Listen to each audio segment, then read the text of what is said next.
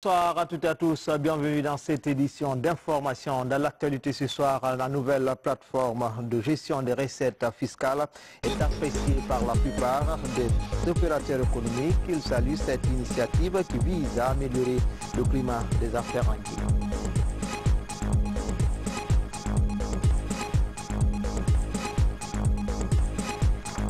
Et puis les acteurs de la pêche de l'Afrique de l'Ouest sont en concertation à Conakry, en toile de fond, à aider les États de la sous-région ouest africaine à mieux profiter des énormes ressources halieutiques.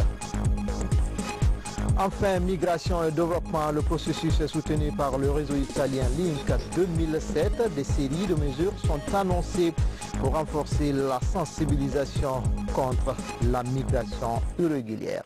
Voilà pour le titre. Bienvenue à toutes et à tous. Tout d'abord, ces séries de décrets. Décret numéro 2 2019-034 PRG-SGG portant nomination d'un haut cadre à la présidence de la République. Le président de la République, vu la Constitution, décrète, article 1er. Madame Aïssatou Bella Diallo, journaliste, est nommée ministre conseillère chargée de mission à la présidence de la République. Article 2. La ministre conseillère est chargée de la mise en place de la direction de la communication et de l'information à la présidence de la République, de la supervision du bureau de presse de la présidence de la République, d'assurer toute mission confiée à elle par Monsieur le Président de la République. Article 3. Le présent décret qui prend effet à compter de sa date de signature sera enregistré et publié au journal officiel de la République Conakry le 25 janvier 2019, professeur Alpha Condé.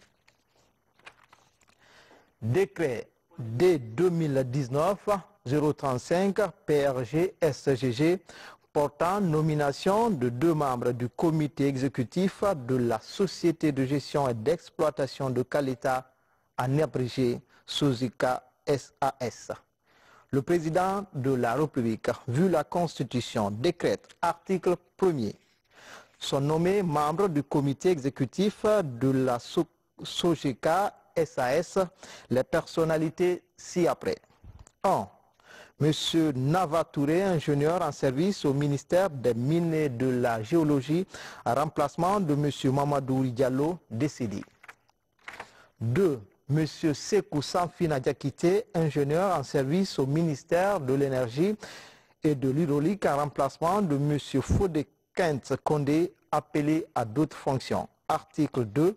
Le présent décret qui prend effet à compter de sa date de signature sera enregistré et publié au journal officiel de la République Conakry le 25 janvier 2019, professeur Alpha Condé. Décret D 2019-036 PRG-SGG mettant fin aux fonctions des membres du conseil d'administration de la LONAGUI. Le président de la République, vu la Constitution, décrète, article 1er, il a mis fin aux fonctions du président du conseil d'administration et de tous les membres du conseil d'administration de la LONAGUI.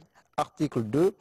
L'inspecteur général d'État est chargé de la mise en place d'un nouveau conseil d'administration dans un délai ne pouvant dépasser 15 jours à compter de la date de signature du présent décret.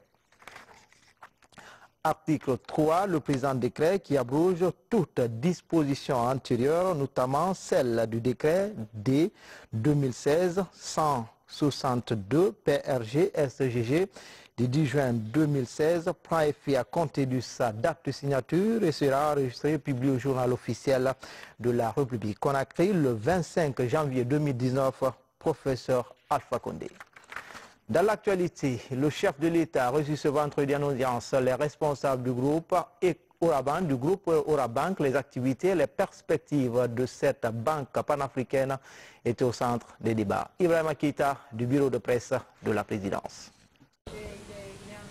C'est une audience de 45 minutes au cours de laquelle le président de la République, le professeur Alpha Condé, a échangé avec les responsables de Orabank. Les échanges ont porté sur le bilan de cette banque panafricaine en Guinée et les ambitions à partir de cette nouvelle année. Pour la seule année de 2018, Orabank a investi plus de 500 milliards de francs guinéens directement dans le système économique du pays. A rappeler que la Guinée fait partie des 6 premiers pays africains où le groupe Orabank est présent. Aujourd'hui, cette banque panafricaine est présente dans 12 pays d'Afrique de l'Ouest et du Centre. Durant la rencontre, le président de la République, le professeur Alpha Condé, a félicité les responsables de Orabank pour ce qui est fait avant de les inviter à plus de courage et d'engagement dans l'accompagnement du gouvernement et des populations. Nous sommes venus présenter nos vœux de bonne et heureuse année à son Excellence le chef de l'État. Nous sommes venus également au nom du groupe Orabank lui présenter nos réalisations ici à Orabank Guinée. Nous sommes venus lui indiquer tout notre soutien et le financement et les financements à l'économie que nous réalisons ici en Guinée. Au titre de l'exercice 2018, le groupe Orabank, à travers sa filiale Orabank Guinée, a financé à hauteur de 580 milliards de francs guinéens en financement direct à l'économie guinéenne. Nous avons soutenu également l'État à travers des financements directs également. Nous avons financé des projets publics. Nous sommes venus dire que Ora Group est un groupe panafricain qui crée de la valeur et qui accompagne les États, qui accompagne les entreprises, qui accompagne les particuliers dans le cadre de la création de valeur en Afrique et pour l'Afrique. C'est donc fort des conseils et recommandations du chef de l'État que la délégation de Orabank a quitté Sékou-Touria ce vendredi. La nouvelle mesure sur les transactions financières au niveau des régies des douanes et des impôts est bien accueillie par les opérateurs économiques, communément appelée Sidonia Award. Elle vise à mieux sécuriser les recettes fiscales. Notre reporter Al-Elaj Yaya Silla est allé à la rencontre de certains hommes d'affaires guinéens. Images et témoignages. Depuis le 15 janvier dernier, les opérations de transactions financières des droits de douane et les recettes fiscales se font par le paiement RTGS. Le chef de l'État en a décidé ainsi et les opérateurs économiques se réjouissent de cette nouvelle mesure du gouvernement. Une dynamique qui vise à renforcer la sécurisation des recettes et la synergie entre les différentes régies financières de l'État. Cette fois-ci, la nouvelle procédure nous permet de la banque primaire, notre banque où nous ordonnons le virement, de venir directement à la douane ou avec le système RTGS, le paiement effectué s'affiche déjà sur le receveur spécial des douanes et nous quittons sans détour. C'est une procédure, je dis bien, à saluer, à encourager, à accompagner parce que c'est très bénéfique. Les opérateurs économiques avaient longtemps souffert du retard dans les opérations de transaction entre la Banque centrale et les régies financières qui sont les impôts et la douane. Il y a une étude qui a été faite au préalable et ils ont compris, peut-être après l'analyse, ils ont trouvé que ça c'est la meilleure façon de faire. Mais dans la pratique, au début il y a eu des difficultés. Comment, parce que les gens les gens qui étaient à la tâche, ils n'avaient pas tous les outils, n'est-ce pas, pour leur permettre de le faire immédiatement. C'est ce qui fait que nous avons connu un petit vide. Mais depuis que voilà, la communication a passé, ce qui devrait être fait a été fait. Alors maintenant, comme on le dit, les opérations passent comme lettre à la poste. La seule préoccupation pour les partenaires économiques reste l'ouverture des agences des banques primaires et la Banque centrale les week-ends pour éviter le retard dans la transaction. Si votre bateau qui a un conteneur qu'on doit enlever sous Palan rentre le week-end et que ça trouve qu'au niveau de la douane, vous avez obtenu votre bulletin de liquidation juste un vendredi, vous devez aller à votre banque, envoyer ça au niveau de la Banque centrale et que la Banque centrale, c'est lundi ou mardi que le dossier va arriver à la douane pour confirmer votre paiement, ça pose problème. Là, à ce niveau, nous allons demander, voir avec la douane, quelle est la procédure qu'ils vont nous accorder pour ce qui est du matériel et choses, de la marchandise périssable et des matières premières qui font, généralement, c'est des produits dangereux qu'il faut immédiatement enlever du bateau directement pour l'usine. C'est important d'organiser des séries de formations au niveau des banques pour assurer une bonne gestion des outils dédiés aux transactions entre les banques primaires et la Banque centrale.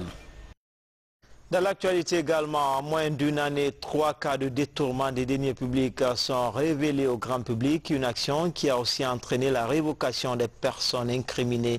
La machine judiciaire est désormais mise en branle avec l'engagement de l'agent judiciaire de l'État. Mohamed Seyar-Souma pour plus de détails.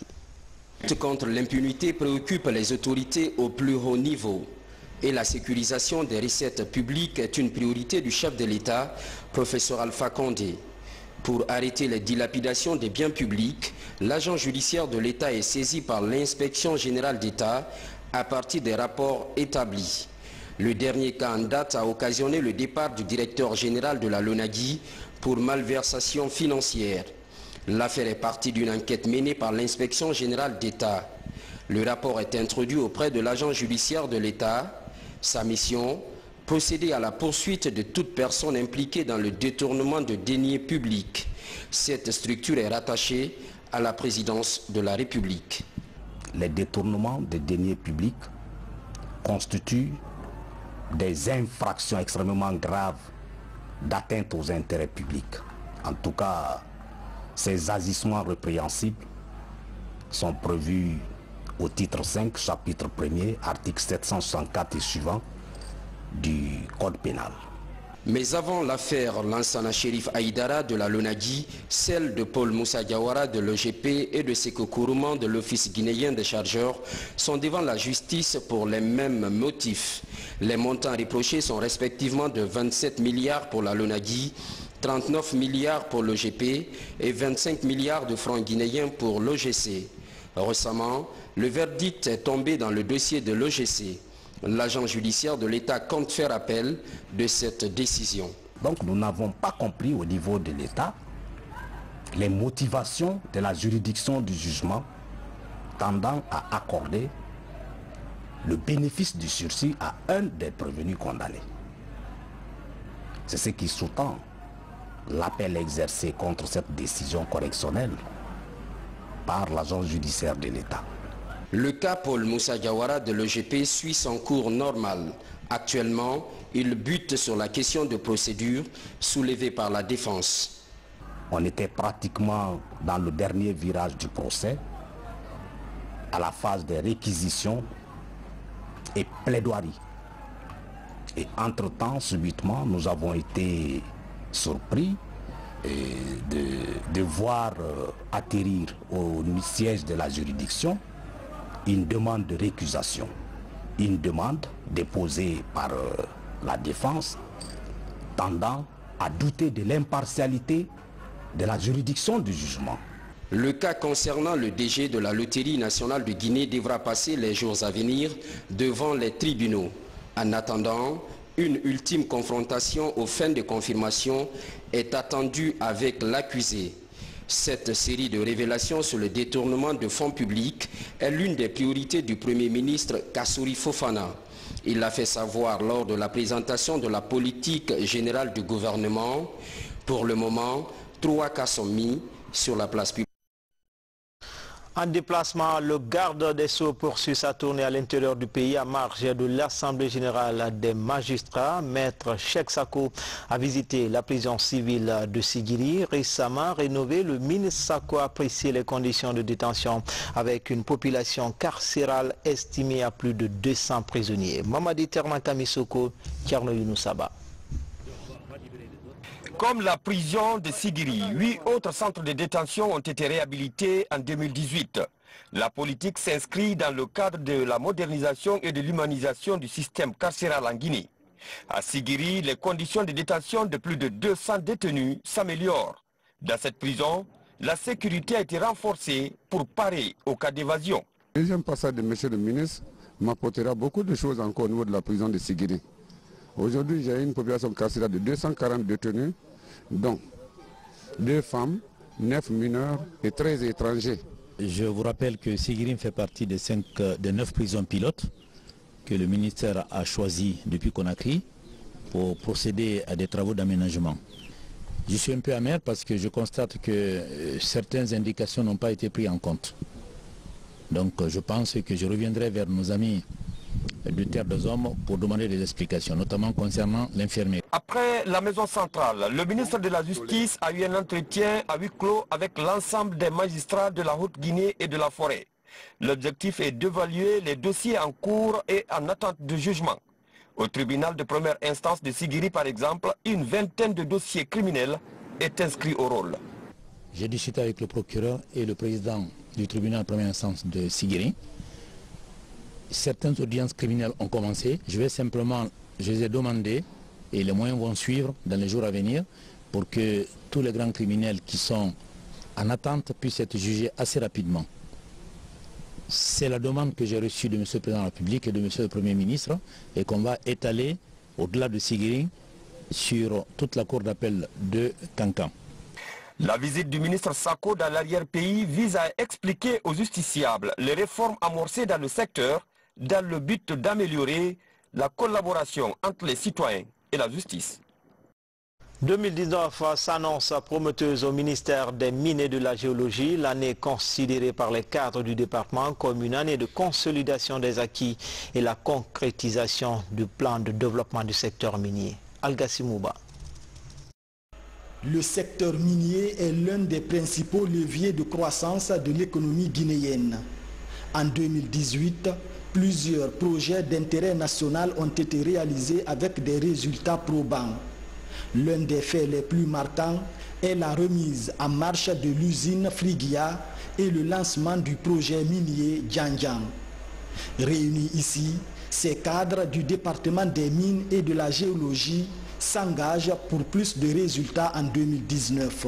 Plutôt que de nous satisfaire de quelques progrès réalisés, je pense qu'il faut surtout que nous nous préoccupions très profondément des défis qui nous restent à accomplir.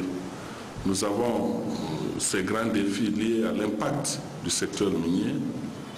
Nous avons ces grands défis aussi liés au renforcement du contrôle. Je compte aussi sur chacun d'entre vous pour que le manuel de procédure qui est en cours, ou manuel des opérations du ministère qui est en cours de rédaction, que tout le monde puisse s'approprier ce manuel à travers une véritable implication dans le processus de revue et de validation du manuel. Le plan de développement stratégique du secteur minier est l'un des plus importants défis à relever pour les cadres du ministère des Mines et de la Géologie. Il est axé sur le renforcement et l'optimisation du cadre institutionnel, l'intensification des recherches géologiques et minières, la promotion de l'image de la Guinée en tant que destination privilégiée des investissements miniers et la minimisation des impacts sociaux et environnementaux. En tant que responsables, nous travaillons ensemble, mais nous sommes surtout chargés de la coordination. Et notre capacité d'animation des équipes permettra d'aboutir à des résultats concrets sur le terrain. L'année 2019 s'annonce avec plusieurs challenges à surmonter pour le ministère des Mines et de la Géologie. Des défis auxquels les cadres du département comptent faire face pour que le secteur minier favorise le développement durable de la Guinée et soit un véritable levier de transformation structurelle de l'économie nationale, notamment le financement des grands projets agricoles du pays. Et puis cet autre décret numéro 2 2019-037 PRG-SGG portant nomination d'un haut cadre à la présidence de la République. Le président de la République, vu la Constitution, décrète. Article 1er, Madame Touré Nyalen-Woulare, économiste, est nommée conseillère technique chargée du suivi des initiatives présidentielles pour le développement rural. Article 2. Le présent décret qui prend effet à compter de sa date de signature sera enregistré et publié au journal officiel de la République Conakry le 25 janvier 2019. Professeur Alpha Condé. Conakry, capitale de la pêche ouest-africaine. Pendant 2 jours, les acteurs de la pêche dans la sous-région vont faire le diagnostic et valider la politique régionale des pêches. Le tout pour aider les États à mieux profiter de leurs ressources halieutiques. Souman Toumani Kamara et la Yassila. Dans l'espace maritime de la côte ouest africaine, les ressources halieutiques sont abondantes et variées. Cependant, par manque d'une politique régionale harmonisée, les États ont du mal à asseoir les bases de la sécurité alimentaire. Aussi, l'apport du secteur des pêches dans l'économie des différents pays ne correspond pas au potentiel. C'est pourquoi Conakry accueille l'ensemble des acteurs de la pêche ouest-africaine et leurs partenaires pour diagnostiquer et valider une politique régionale concertée des pêches. L'attente d'ici, c'est vraiment de discuter concrètement quelles sont les actions qui peuvent être entreprises et qui vont être prises en compte dans la politique régionale des pêches et de l'aquaculture en cours de développement, en termes de disponibilité de poissons, en termes de l'accessibilité du poisson et même comment on peut l'utiliser le poisson dans notre zone pour davantage qu'il contribue, si vous voulez, à la sécurité alimentaire et nutritionnelle. Le document adopté servira d'outil de plaidoyer auprès des autorités des pays de la CEDEAO. L'objectif est d'accroître les investissements dans le secteur des pêches. Déjà, je remercie le président de la République et son gouvernement pour avoir facilité la tenue de cet atelier en République de Guinée. Parce que, comme vous le savez, nos côtes sont très poissonneuses et nous n'arrivons pas aujourd'hui à profiter de cet avantage. Et alors cette stratégie sera orientée vers la sécurité alimentaire et nutritionnelle et sera un outil de lutte contre la pauvreté pour un développement socio-économique inclusif et durable. La politique régionale des pêches qui sera adoptée devra aussi orienter les États de la CEDEAO et leurs partenaires dans les prises de décision. Cela dans un élan d'une coopération plus intégrée pour l'utilisation judicieuse des ressources halieutiques. La première dame a présidé ce vendredi une conférence islamique sur le rôle de la femme en islam initiée par les femmes de la commune de Matoto. Cette rencontre religieuse a permis d'expliquer aux dames leur importance au sein de la Oumma islamique. Ali Badara Kondé. Elles sont venues des 5 communes de la capitale, ces femmes religieuses, pour prendre part à cette conférence islamique ici dans la mosquée Fofana de Matoto. Cette année, le thème choisi est le rôle des femmes dans l'islam, une initiative de la fondation Jama'atou Soumaya. Au cours de cette conférence, ces dames ont lu plus de 82 fois la sourate Yassine. Je remercie la première dame Hadja Djené Kondé d'avoir honoré de sa présence cette cérémonie à laquelle elle a donné un poids vraiment religieux. Elle est la dame, la maman nationale. Sur le plan religieux, elle est à féliciter parce que si ce n'était cela, je n'aurais pas pris sur moi de l'inviter. Je sais qu'elle aime l'islam et je sais qu'elle s'occupe de son pays comme devrait le faire une mère de famille. On veut la paix dans notre pays. Donc je suis leur maman. Maintenant c'est une fondation, Fondation Jama'atou Soumaya. À Conakry seulement, il y a plus de 35 écoles qu'on couvre, à part les préfectures. La première dame de la République, Hadja Djené Kondé, a profité de ces instants pour interpeller les Guinéens au maintien de la paix et de la quiétude sociale, gage de tout développement. Comme vous l'avez entendu, que ce soit seul ou en groupe, elle n'arrête pas d'invoquer Allah. Donc c'est ce que nous faisons tous pour la paix, la quiétude chez nous et que la Guinée soit vraiment le havre de paix que nous souhaitons tous. L'association Jama'atou Soumaya est créée il y a de cela 10 ans. Elle a pour vocation d'éduquer et former les femmes sur les principes islamiques. À l'occasion de cette conférence, la première dame de la République a été décorée et 3 autres dames pour leur implication pour le rayonnement de l'islam en Guinée. Unis dans nos différences, le thème de la tribune d'expression populaire s'est tenu à la mairie de Matoto, pilotée par Church for Common Ground.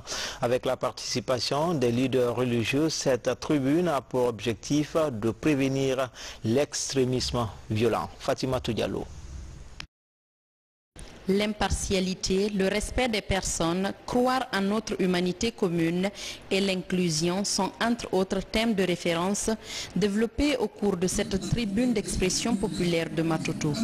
Cet espace d'échange a permis à ces leaders religieux de s'exprimer sur le contenu des livres saints.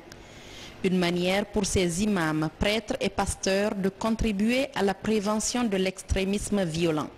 Dans le Coran, il y a un verset coranique qui dit, j'interprète, et dit celui qui sera la cause de la vie d'une personne, c'est comme il a sauvé toute l'humanité.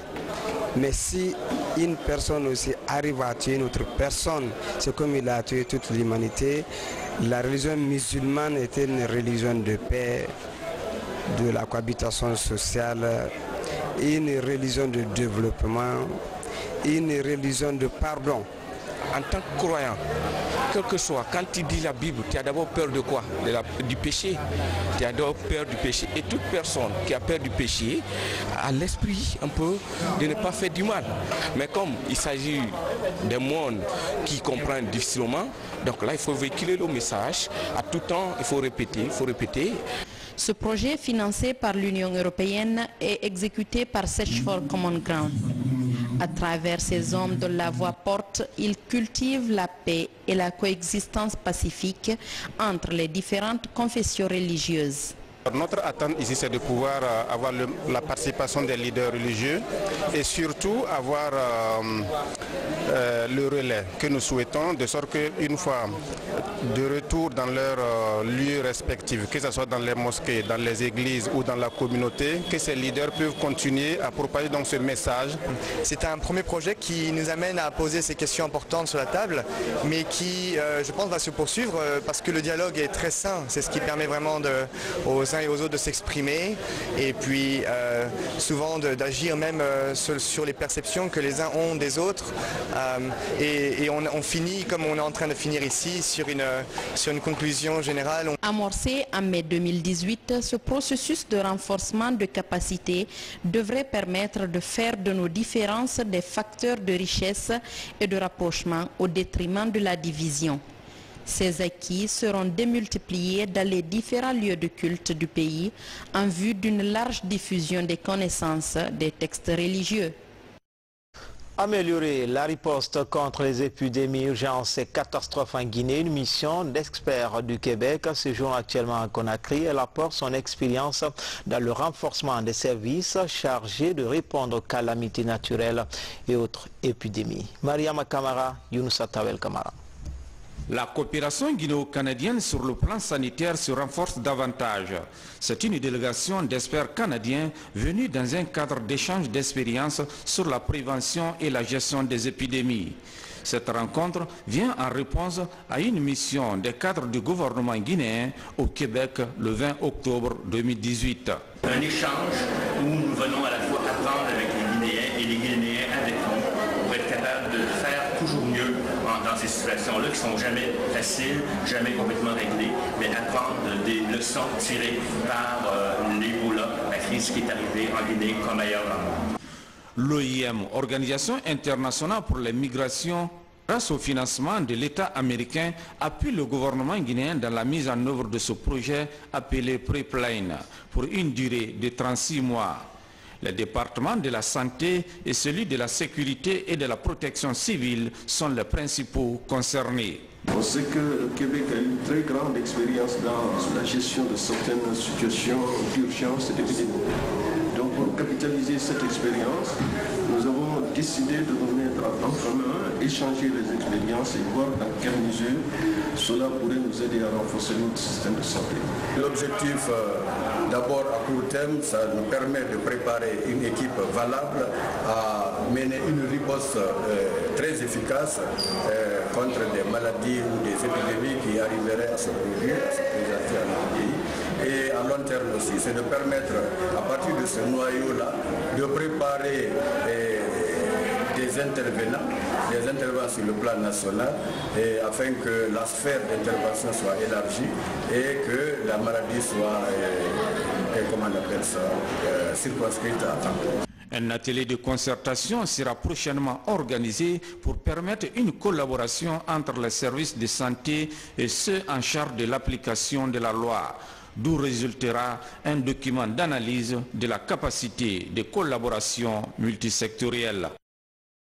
Le gouvernement guinéen porte à la connaissance de la population de la capitale que la journée de participation citoyenne aux travaux d'assainissement de la ville de Conakry, dénommée Conakry Ville Propre, aura lieu le samedi 26 janvier 2019 de 6h à 11h. Sont conviés à prendre part au lancement de ces travaux dans leurs communes et quartiers respectifs les membres du gouvernement, les ministres conseillers à la présidence, les institutions républicaines, les leaders religieux, les organisations de la société civile et tous les citoyens de la ville.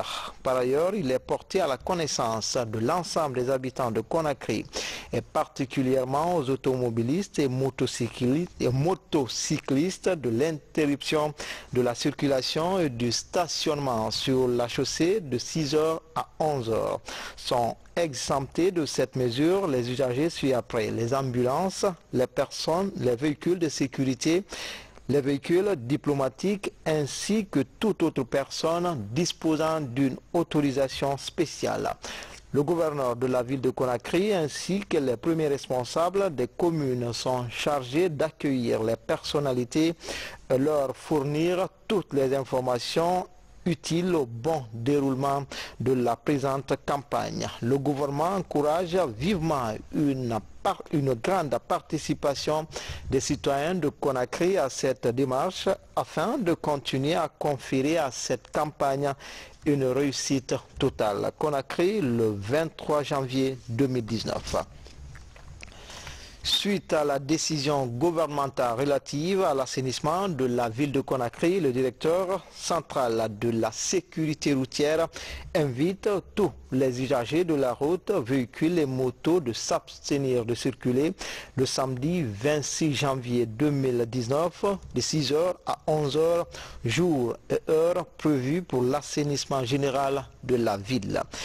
Exception faite pour les véhicules diplomatiques des services ambulances, les véhicules d'intervention des services de défense et de sécurité ainsi que les véhicules portant le macaron laissez-passer délivré par le ministère des Travaux publics.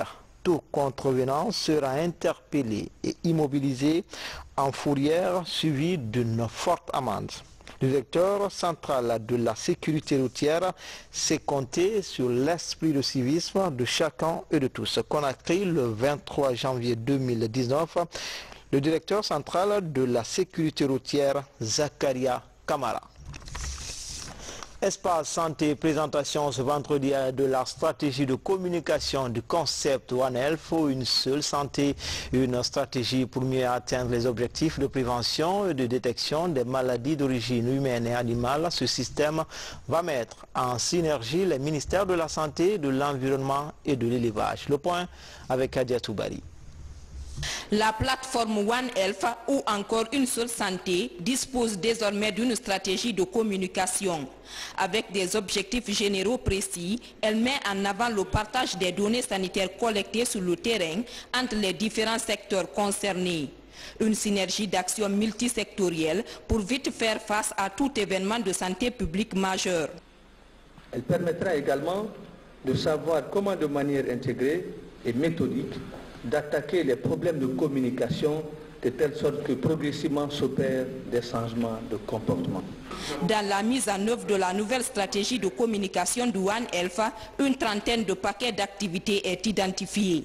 Au niveau des communautés, les éleveurs, conservateurs de la nature et agents communautaires constituent une cible spécifique. Plusieurs canaux de communication comme le théâtre sont en vue pour obtenir leur engagement dans le processus de prévention et de notification rapide des risques sanitaires qui peuvent survenir.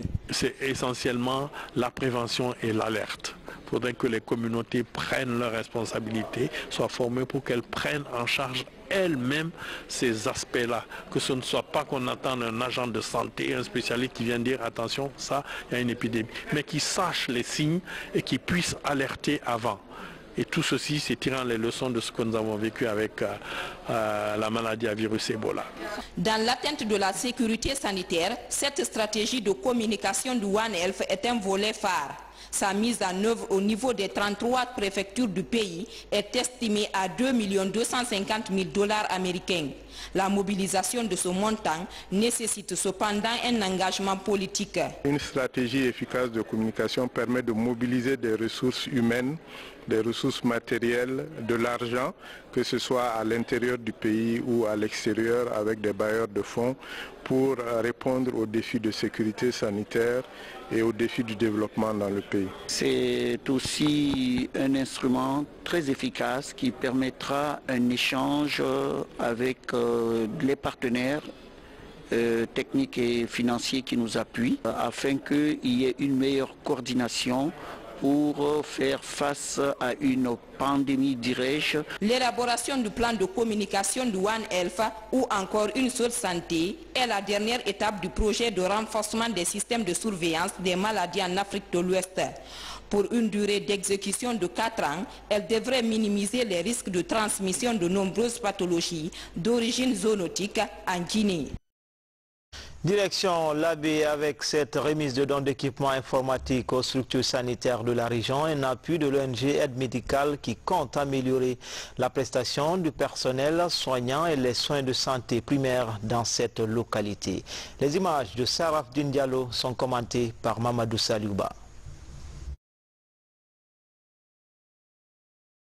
Ces matériels informatiques et leurs accessoires sont destinés aux structures sanitaires de l'Abbé. Un appui de l'association Entraide Médicale Guinée pour améliorer la prestation du personnel soignant de la préfecture de l'Abbé. L'ultime but est de parvenir ensemble à une surveillance épidémiologique accrue pour sauver des vies humaines. À travers cet appui constitué par une dotation de lot de matériel informatique composé de 120 ordinateurs et leurs accessoires et des appareils photocopieurs, nous faisons un pas de plus vers notre objectif d'efficacité du système d'information sanitaire. Ces matériels s'intègrent dans un programme global initié par ADEMEG avec le soutien de divers partenaires, dont entre autres Solidarité Suisse-Guinée, les Nations Unies à Genève, la Fondation ERT et l'association Unité JAM. Cet appui de l'association Entraide Médicale Guinée aux structures sanitaires va contribuer à la mise en œuvre du plan national de développement de la santé. Ces matériels informatiques seront répartis entre les structures sanitaires et les écoles de santé de l'Abbé. Cette association s'inscrit en droite ligne de la vision du chef de l'État. Ce n'est pas du matériel à vendre, ce n'est pas un matériel à mettre en location. Nous prenons solennellement l'engagement devant tout le monde et l'association que ces équipements seront utilisés à bon escient. Et je rassure déjà que ces équipements ne seront ni loués, ni troqués, ni vendus. Et vont être exclusivement utilisés dans le cadre des activités pédagogiques. Ces équipements informatiques vont améliorer l'efficacité du système d'information sanitaire dans la région de l'Abbé. Bientôt, un nouveau document sur la migration irrégulière en Afrique de l'Ouest. Une rencontre sur le thème migration et développement s'est tenue récemment à Conakry. Après moult concertations, une série de mesures est envisagée. Voyons tout cela avec Diamokaba. La Guinée s'inscrit progressivement dans la lutte contre l'immigration clandestine. Le retour volontaire des migrants guinéens prouve l'engagement du pays dans la gestion de la migration irrégulière. Des acteurs nationaux proposent une série de mesures. Le ministère des Affaires étrangères est en train de faire un travail gigantesque dans ce cadre-là, parce qu'il faut noter que nous sommes d'abord en train de travailler en étroite collaboration avec l'Union européenne, avec l'OIM depuis des années. Nous sommes en train de faire des activités de sensibilisation au niveau de toutes les zones de départ massifs. Nous sommes en train de faire d'installer des bureaux d'accueil et d'orientation au niveau des aéroports, au niveau des frontières et des zones de départ massifs. Nous sommes en train d'aller vers les universités pour sensibiliser, faire des conférences d'information, aller vers les centres culturels, impliquer les ligues islamiques et autres, afin que chacun, en ce qui le concerne, puisse informer sur les méfaits de l'immigration clandestine. Après des jours de réflexion et de débat, des propositions sont présentées pour renforcer le dialogue et la coopération entre acteurs. Parmi les priorités, la mise en place d'une coordination nationale d'alerte et de sensibilisation. Les entités socio-professionnelles du pays sont impliquées. L'objectif était de comprendre un peu les contours de l'immigration irrégulière et surtout quelles dispositions faut-il prendre. Et l'une des dispositions très importantes a été celle de se mettre en réseau. Nous avons constaté qu'il y a plusieurs acteurs nationaux qui agissent sans se connaître, sans se concerter, sans discuter, mais aussi il y a un côté où l'État est en train de faire énormément de choses. Les recommandations issues de ce rendez-vous seront capitalisées pour fournir un document national. En juin 2019, les connaissances acquises par la Guinée seront soumises à la session des plaidoyers à Dakar, qui va réunir 5 pays de l'Afrique de l'Ouest touchés par des questions migratoires. Au sein de la Grande Muette, 18 promotions de l'École nationale de la gendarmerie viennent d'achever leur formation. Elle avait pour but de renforcer les capacités opérationnelles du personnel de cette institution afin de faire face aux défis sécuritaires qui se dressent sur son chemin. Sergent-chef Lamine Sanakamara, il est correspondant de la presse militaire. Dans le souci de maintenir la population dans un climat d'inquiétude sociale, cela en luttant efficacement contre la délinquance sous toutes ses formes, le haut commandement de la gendarmerie nationale direction de la justice militaire se fixe pour objectif la qualification de ces unités. D'où l'organisation de la formation de ces 18 promotions qui reçoivent leur diplôme au terme de plusieurs mois de cours à l'École nationale de gendarmerie de Somfonia. Ces différentes notions acquises nous ont permis d'agir en toute efficacité et professionnalisme dans le respect strict des lois et règlements de la République. Aujourd'hui, avec ces centres de formation et de bons instructeurs, la gendarmerie dispose d'outils de formation adaptés et conformes aux attentes des unités de terrain ou des services. La réforme du secteur de sécurité a pour priorité principale la formation des troupes des forces armées guinéennes. Elle permet d'accroître leurs capacités opérationnelles et renforcer la discipline en leur sein. Ces différentes formations dont viennent de bénéficier 461 gendarmes et 22 policiers répondent aux impératifs de qualification du personnel des forces de sécurité à s'approprier de nouvelles techniques professionnelles ainsi que du cadre légal en vigueur en vue de l'accomplissement de leur mission régalienne. La formation est le gage du renforcement des capacités d'action de nos institutions pour la défense du territoire et la protection des personnes et de leurs biens. Elle se trouve au centre de la réforme du secteur de sécurité initiée par son Excellence, Monsieur le Président de la République, chef de l'État et chef des armées, le professeur Alpha Condé. Ces 18 promotions sont réparties comme suit. 2 promotions de diplôme de qualification supérieure de gendarmerie, 4 du cours de directeur d'enquête, 3 du cours d'officier de police judiciaire, 1 en analyse balistique, 1 de moniteur en technique d'intervention professionnelle, 1 promotion de photographie judiciaire et 2 promotions de commandant d'unité. L'actualité nationale sous forme de télégramme, les images sont commentées par Aboubakar Diaby.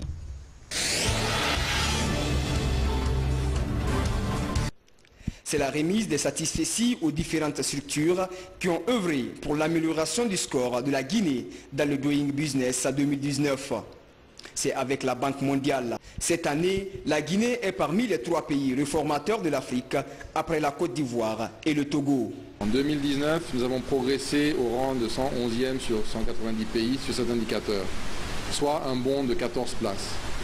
Cela est dû aux différentes réformes réalisées, dont l'informatisation du guichet unique et la réduction des procédures administratives de création d'entreprises à travers la consolidation des formulaires de création. Il s'agit, à travers cette remise de satisfecit, d'encourager l'ensemble des parties prenantes à s'engager davantage sur la voie du travail bien fait pour offrir un service public de qualité concourant au développement économique de notre pays.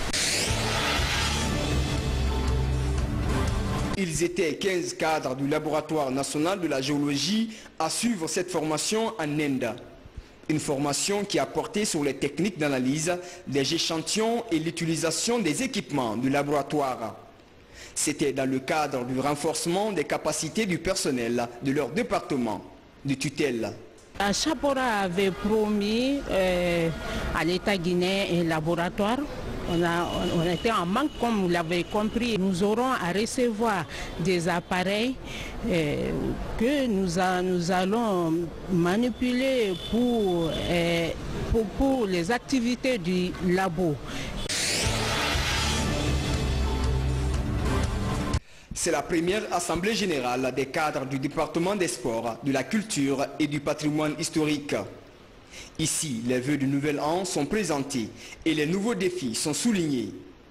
Une occasion mise à profit pour présenter le bilan des activités durant l'année écoulée.